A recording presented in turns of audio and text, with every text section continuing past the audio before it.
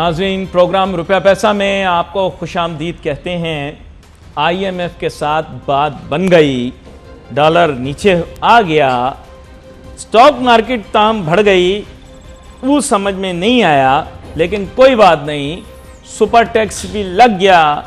जिन लोगों ने डट के नोटू कमाया था, अब उनको थोड़ा हिस्सा हुकूमत को भी देना पड़ेगा ताकि उनको बेल आउट हो। ये बात एक सही है। मैं आपको बताऊं, बहुत सारे माफियाज ने खूब मजे लूटे PTI के दौर में, और खूब जनाब माफियाज की ऐश रही और उन्होंने आशियां की। अभी भी अयाशी में ही होंगे, हमें क्या पता सुपर टैक्स के असरात क्या होते हैं, हमें नहीं पता। हम किसी की तरफ नहीं है भाई, जो काम ठीक करेगा हम उसके साथ हैं।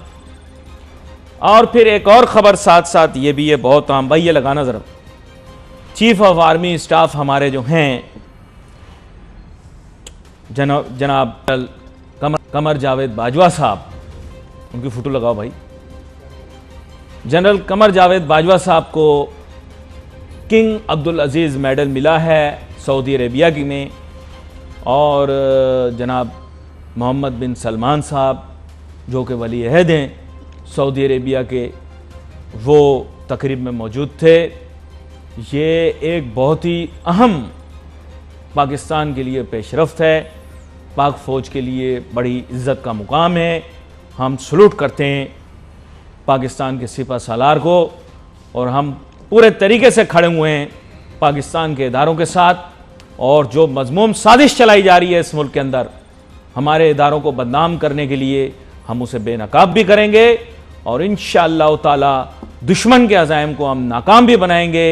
जो ये प्रोपेगेंडा चल रहा है, इससे सबसे ज़्यादा फ़ायदा हिंदुस्तान को पहुँच रहा है। जो लोग इस प्रोपेगेंडे को तेज़ी दे रहे हैं, तूल दे रहे हैं, वो दरअसल हिंदुस्तान के एजेंट हैं जो पाकिस्तान के इदारों के ख़िलाफ़ बात कर रहे हैं। और हम चाहेंगे कि जल्द से जल्द ऐसे लोग जो सोशल मीडिया के ऊपर पाकिस्तान के इदारों के ऊपर हमले कर रहे हैं, नाजायज़ बातें कर रहे हैं, उनके ऊपर सख्त से सख्त एक्शन लिया जाए। सही का लगी ना? अभी तो सिंध के इंतखाबात में लगी है, वो फेंटी पड़ी है PTI को, वो फेंटी पड़ी है कि आपकी सोच है। मैं इमरान खान का हमदर्द हूं, लेकिन बेचारा उसके साथ मामला यही रहा कि उसको उसकी हुकूमत में, उसके दौरे हुकूमत में ज़मीन मिली बंजर, वजीर मिले इतने अहलियत वाले नहीं। आगे समझ तो आप गए होंगे। और अच्छा वो सुनो, वो इससे पहले कि मैं आज के मौजू पे आऊं, वो शहबाज गिल जो है ना, अब वो क्या कर रहा है, इमरान खान को पैरानोया का मरीज बनाना चाह रहा है। ये इसकी नई चाल है। और तो वजीर कोई नहीं, और तो पिछड़ा वाला कोई नहीं। शहबाज गिल के पास ओहदा थोड़ी है कि हम परेशान होंगे। शहबाज गिल का प्लान ये है कि इमरान खान साहब को पैरानोया का मरीज बना दे। एक नौकर मिल गया सर, एक नौकर मिल गया। उस नौकर के पास USB निकल आई सर। उस USB में बहुत सारी वीडियोस थी सर। पहले मैंने देखी, बहुत मजा आया, फिर उसके बाद सर मैंने उसको माफ कर देते हैं सर, उसको माफ कर देते हैं सर। ये जो है ना शहबाज गिल, यकीन करें, 2 बंदे मैं खान साहब को कहता हूं आप बनी गाला से निकाल दो, आपको बड़ी कामयाबी होगी। एक ये मीडिया का माशी कत्ल करने वाला फवाद चौधरी, और दूसरा ये बदतमीज आदमी शहबाज गिल। इन दोनों लोगों को खान साहब आप बनी गाला से निकाल दें, अफाका होगा। और दूसरी बात आपको ये बता दूं कि आप इदारों के साथ अच्छे ताल्लुकात कर लें, अगला इलेक्शन आप जीत जाएंगे। वरना मैं आपको गारंटी देता हूं सर, वो 16 साल भी आपको याद होंगे, सिवाय हामिद मीर के आपको कोई शो पे नहीं बुलाता था, अब हामिद मीर भी नहीं बुलाता। लेकिन यह कि मैं आपको वैसे बता रहा हूं सर कि इस मुल्क के अंदर आपने चलना है ना, तो इदारों के साथ बना के चलना है। मैं सिंसियर हूं इमरान खान का, इसलिए उसको बता रहा हूं, वरना मुझे बताने की कोई जरूरत नहीं। आगे चलो, आगे चलो। बहुत ही अहम मौजू, डॉलर नीचे की जानिब, नोज डाइविंग। हटा यार इसको, अब ये वजीर शजीर कोई नहीं रहा, अब इसको इतनी इंपॉर्टेंस नहीं दो। हाँ, फवाद चौधरी को इतनी इंपॉर्टेंस नहीं दो। He is only now thing of the past, he is thing of the past. आगे चलें जी। मेरे साथ बहुत ही अहम मेहमान आज शामिल गुफ्तगू हैं, महजूज खामोश भी हैं, सोच रहे हैं कैसी बातें हो रही हैं। जफर राजा साहब, आपका वेलकम करता हूं सर शो में। किसी तारुफ के मोहताज नहीं है, और अपने शोबे के माहिर हैं, फॉरेन एक्सचेंज के ऊपर एक अपनी गिरफ्त रखते हैं। सर डॉलर नीचे की जानिब, लेकिन अब मसला ये है कि कितना नीचे जाएगा। अगर री हिसाब से जाते हैं तो फिर तो 170 से भी शायद नीचे चला जाए, ऐसा लोग कह रहे हैं, मैं नहीं कह रहा। तो क्या वहाँ तक जाने की उम्मीद है? माजी में भी जनाब इसहाक डार साहब के दौर में जब वो वज़ीर ख़जाना थे तो हमने देखा था डॉलर ने अच्छी खासी करेक्शन ली थी। क्या लगता है आपको? जी अस्सलाम वालेकुम जनाब। वालेकुम अस्सलाम। देखिए जनाब, जो आपने कहा कि डॉलर 170 लगता है, तो मैं आपके प्रोग्राम में पहले कई दफ़ा कह चुका हूँ कि डॉलर की हकीकी वैल्यू हमारे यहाँ 160 और 65 रुपए से ऊपर नहीं होनी चाहिए। नहीं। इस वक्त जो माशी हमारे हालात हैं उसमें 190 रुपये होनी चाहिए, जो कि जब हम पिछले प्रोग्राम में बैठ के बात कर रहे थे तो तकरीबन 215 था, तो मैंने आपसे कहा था कि ये जल्द इंशाल्लाह अनकरीब नीचे आ जाएगा। आज ये तकरीबन 206 रुपये पे गया और अब वापस 207.50 पे आया, कोई जिसको आप मार्केट करेक्शन कह सकते हैं या इसको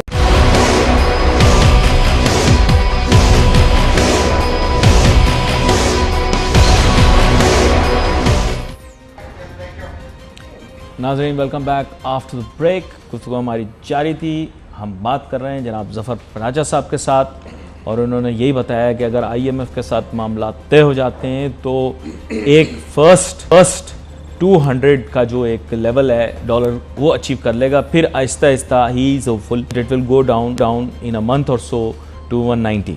लेकिन अब मसला कुछ ऐसा है ज़फ़र पराजा साहब के, अब मैं ये कह सकता हूँ आपसे विद फुल कॉन्फिडेंस कि politically at least things are now settled, क्योंकि जो धरना वरना था वो भी, मैं खैर आई वोंट फोर्स यू कि आप कोई पॉलिटिकल बात करें, लेकिन धरना जो है वो तकरीबन आपको पता है जो भी वो चीज़ थी वो इट हैज़ नाउ सबसाइडेड। मैं फेल तो नहीं कहूँगा, इट हैज़ सबसाइडेड। जो पॉलिटिकल एक इंतशार किसी कैफियत थी वो भी सबसाइड हो चुकी है। आपको पता है अभी इंतखाबात हुए हैं, बल्दियाती ब्रेक पे जाने से पहले भी कह रहा था, उसमें PTI को बदतरीन शिकस्त हुई है अंदरून सिंध के अंदर। ड्रामे बहाने बहुत किए जा रहे हैं, धांधली हुई, ये हुआ, लेकिन मेरे ख्याल से जो मुकामी क़यादत थी सिंध की वो किसी और ही टाइप के लोग हैं, उनको पता ही नहीं अंदरून सिंध में क्या हो रहा है, देही सिंध में क्या हो रहा है। उन्होंने कंसंट्रेट नहीं किया और मोमेंटम लूज़ कर दिया। मेरे ख्याल से इमरान खान साहब को सख्त सर्जरिश करनी चाहिए, जैसे पंजाब के अंदर उन्होंने किक आउट किया सारी क़यादत को, उनको सिंध में भी कोशिश करनी चाहिए कि सारी अपनी पार्टी की क़यादत को किक आउट कर दें। उसी सूरत के अंदर मामला ठीक होंगे, लेकिन यह हमारा मौजू नहीं है। हमारा मौजू ये है कि सियासी इंतशार अब सेटल हो गया है, ऐसा लोग तासुर ले रहे हैं। और अगर सक्सेसिवली इसी तरह ज़िमनी इंतखाबात के अंदर 1 जुलाई को भी यही शक्ल नज़र आई तो फिर यह मुकम्मल जो एक आप कह रहे थे पिछली दफ़ा के सियासत की वजह से, तो इस सियासी कैफियत ठीक हो गई तो उसके भी डॉलर पर असरात अच्छे होंगे, मईशत पर असरात अच्छे होंगे। जी सर, आपने बहुत अच्छी बात कही। जो सियासी जो एक हलचल थी और वो उसकी वजह से जो अनरेस्ट पैदा हुआ था हमारी इकोनॉमिकल मार्केट में, वो काफ़ी बेहतर हो गया। और अब हमको चाहिए कि सीधा सीधा काम की तरफ लगे। ख़ास तौर पे मैं आपने कहा सियासत पे बात अगर नहीं करना चाहते, नहीं करना चाहते हैं तो देखिए, जितने भी पॉलिटिकल वर्कर्स हैं, जिस भी जमात के या ओहदेदार हैं, उनको ये ज़रूर चाहिए कि अपने बड़ों से पूछें कि भाई तुमने जो ये वादे किए थे ये क्यों नहीं पूरे किए, बजाय उनको डिफेंड करने के जी वो मिस्टर ए हमारी पार्टी छोटी चोर है और मिस्टर बी दूसरी पार्टी बड़ी चोर है। तो बराए मेहरबानी करके उनको बेजा डिफेंड ना करें, बल्कि उनसे आप सवाल करें, क्वेश्चन करें। जैसे मिसाल है कराची में PTI आई, भाई तुमने क्या करा यहाँ पे कराची के लिए, या भाई तुमने जो 1100 अरब के जो मंसूबे थे वो कहाँ हैं, कहाँ गए, या जो पिछली हुकूमत ने $55 बिलियन के कर्ज लिए, पूरे 70 साल पाकिस्तान के 80%, वो पैसा कहाँ गया। या अगर आपके किसी वजीर सेहत ने, वजीर पेट्रोलियम ने, जिनको आपने खुद कहा कि ये बेईमान है, चोर है, उनको निकाला, उनसे आपने को पैसे रिकवर किए, उनको जेल में डाला, ना कि खाली आप सिर्फ और सिर्फ इंतकाम करते रहे। तो मेरा कहना यह है कि जब तक अवाम सवाल नहीं करेगी, ख़ास तौर पे मौजूदा गवर्नमेंट है, इससे भी सवाल करना है कि भाई आप जो टैक्सेस लगा रहे हैं अवाम के ऊपर, 99% अवाम पे, 1% अशराफिया उससे इंजॉय कर रही है। क्या आपने पार्लियामेंटेरियंस की कोई तनख्वाहें और मराहत कम किए? नहीं।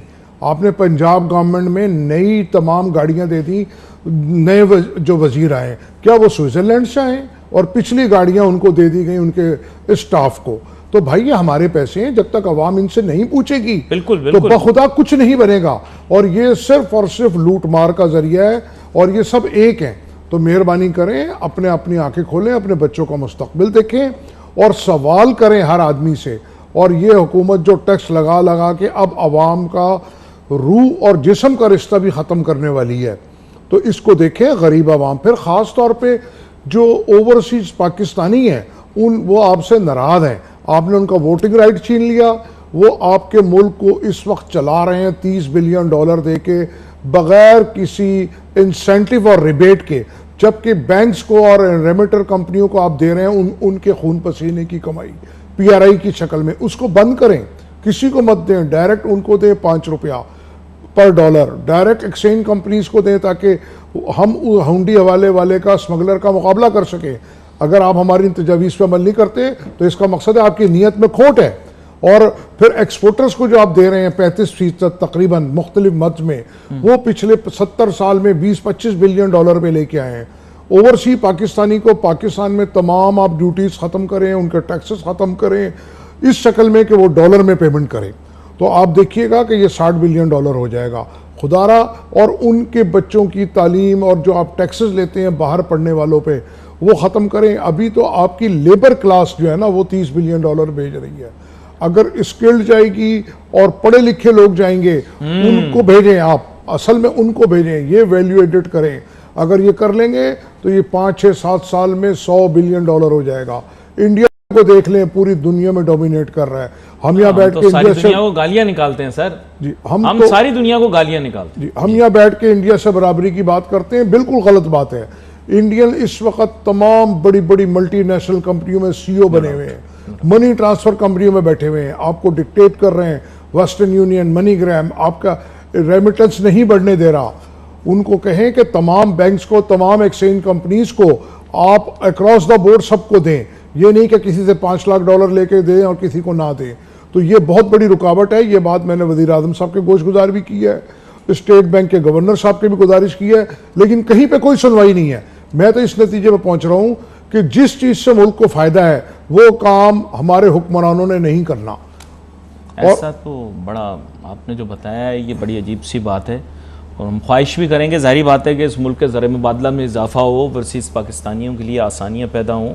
अभी बड़े पॉम्प एंड शो के साथ बताया गया कि पिछले वीक एक दिन जो था ओपनिंग का, मेरे ख्याल say that was the highest remittance recorded in one day.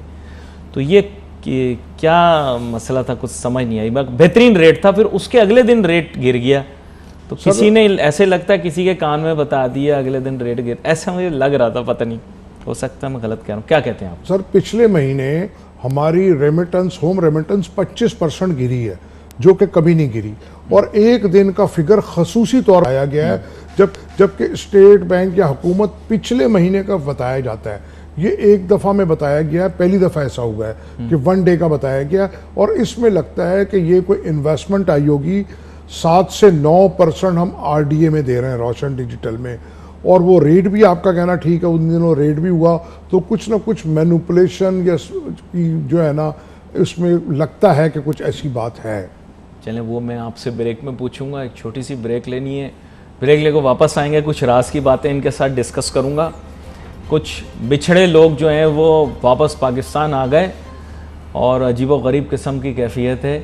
चलें, क्योंकि अब ऐसी गंभीर सूरत हाल हो गई तो हम ब्रेक भी नहीं ले रहे, हम जाएंगे दोबारा से जनाब आपकी तरफ ज़फ़र पराचा साहब, क्योंकि आपने गंभीरता बढ़ा दी, गुफ्तगू की गंभीरता।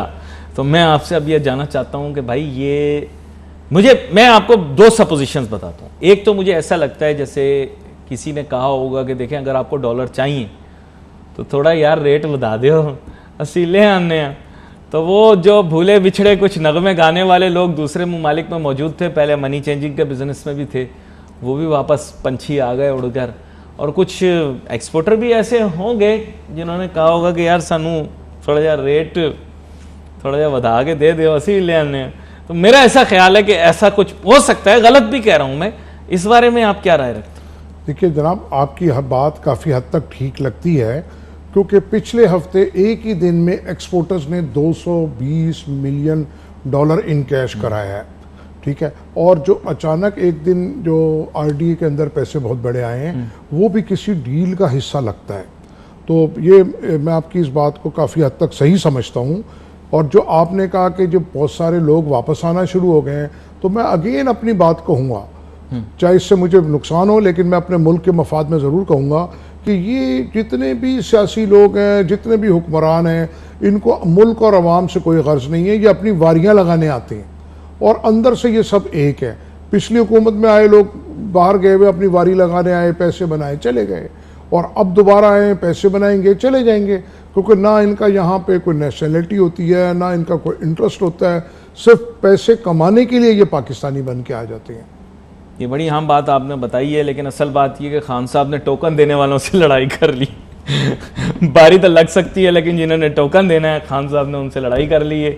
अब मेरे ख्याल से उनको टोकन नहीं मिल रहा और मसला उनके लिए और ज़्यादा संगीन और संजीदा बन चुका है। ये बात मैं आपको इसलिए बता रहा था क्योंकि सर देखें, सियासी कैफियत और हालात को देखना पड़ता है। ये डॉलर की भी जो कदर बढ़ी थी, आपको याद होगा आगाज़ के अंदर 3-4 प्रोग्राम आपके साथ किए, क्योंकि एक के बाद दीगरे आपने देखा कि हफ्ता ब हफ्ता दिन ब दिन डॉलर की कदर के अंदर बड़ी तेज़ी से इजाफा हुआ है, जिसकी बुनियादी वजह सियासी इंतशार ही था। मैं आपको एक पेशगोई करके बता रहा हूँ कि आगे आने वाले 1 या 2 हफ्तों में ऐसे लगता है जैसे एक सियासी जमात बड़ी सख्त दबाव में आने वाली है किसी फैसले की वजह से।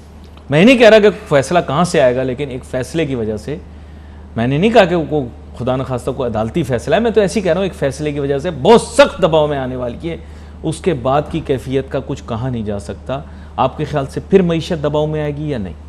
देखिए जनाब, बात यह है, आप एक तो मैं आपके तवज्जुह से बात कहना चाहूँगा कि जैसे मैंने पहले कहा कि कोई सरकारी खर्चा कम नहीं किया गया, खर्चे बंद किए जाएं, ख़ास तौर पे पार्लियामेंटेरियंस के जो सवाबदीदी फंड हैं बजट के नाम पे, वीआईपी प्रोटोकॉल बंद किए जाएं, वीआईपी प्रोटोकॉल बंद करें। फिर ये जैसे बजट पास कराना है, वोट ऑफ नो कॉन्फिडेंस आना है, उसकी शक्ल में जो सवाबदीदी फंड एक एक पार्लियामेंटेरियन को 30-40 करोड़ रुपए दे दिए जाते हैं, वो ख़त्म किए जाएं। हाँ, इसके साथ मैं ये जरूर अच्छा, एक कुछ आपने सवालात कहे थे, सवालात पूछने, आपकी इजाज़त से पूछ लूँ, वो सवाल आपके सामने रखूँ। सर 1 करोड़ नौकरियाँ, 50 लाख घर, वो आपने सुना होगा। फिर उसके बाद अंडा मुर्गी स्कीम, बहुत सारी चीज़ें मैं आपसे जानना चाहता हूँ। But what is the orientation, what is the result orientation? Austerity थी सर, बड़े बड़े जो सियासी ओहदे हैं या आइनी ओहदे हैं वो रखने वाले लोग अपने घरों को यूनिवर्सिटियाँ और जामियात बना देंगे। सर ये बहुत सारे क्वेश्चंस हैं जिससे पाकिस्तान के ऊपर बहुत सारा इकोनॉमिक लोड कम हो जाता।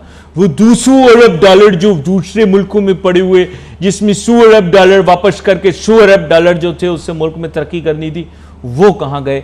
ये बहुत सारे सवालात हैं जो कि पूछने लायक हैं। यकीन करें मैं हमदर्द हूँ, साबका हुकूमत का हमदर्द हूँ, लेकिन ये सवाल पूछना मेरा हक है।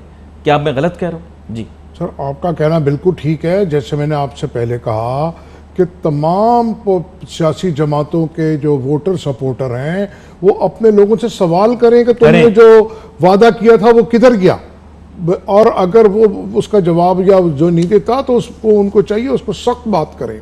ठीक है, एक बात आपने कही, मैंने खर्चे कम करने की बात कही।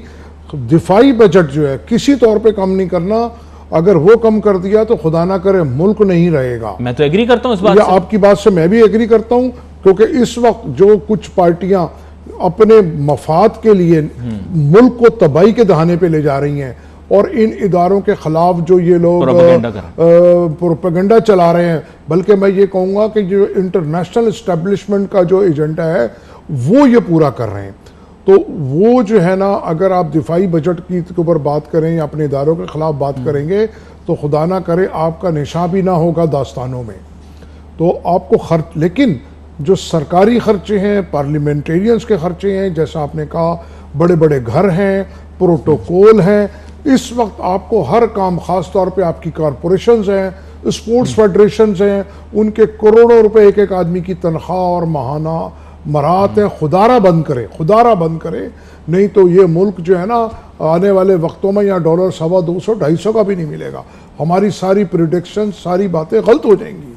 तो ये श्रीलंका का जो, और आपको याद होगा ये एक मजाक होता था, लोग कहते थे 200 का होगा डॉलर, तो हम हंसते थे, हम कहते थे यार क्या बात कर रहे हैं, 200 का कहाँ होगा। लेकिन ऐसे लगता है कि हमारे मुल्क के अंदर मजाक भी सच में बदल जाता है। मेरी दुआ है, मैं ख्वाह हूँ, वक्त मुख्तसर होता है प्रोग्राम के अंदर, मौजूआत बहुत सारे, तो आपका शुक्रिया अदा करूँगा ज़फ़र प्राची साहब शो में शामिल हुए। और साथ ही मैं नाजरीन आपसे कहना चाहूँगा कि मईशत को ठीक रखना ये ज़िम्मेदारी हर हुकूमत की है।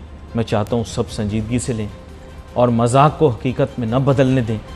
श्रीलंका वाले मामला पाकिस्तान में न हों, इसके लिए जल्द से जल्द काविशें करना ज़रूरी है। इंशाअल्लाह ऐसा नहीं होगा, मुल्क को बचाया जाएगा। और दुआ करते हैं अल्लाह ताला से, क्योंकि मेरे रब की ज़ात ही बचाने वाली। यहाँ पर नाज़रीन wait for message on Facebook. Ali Nasir हमारी टीम को जाती है। अल्लाह।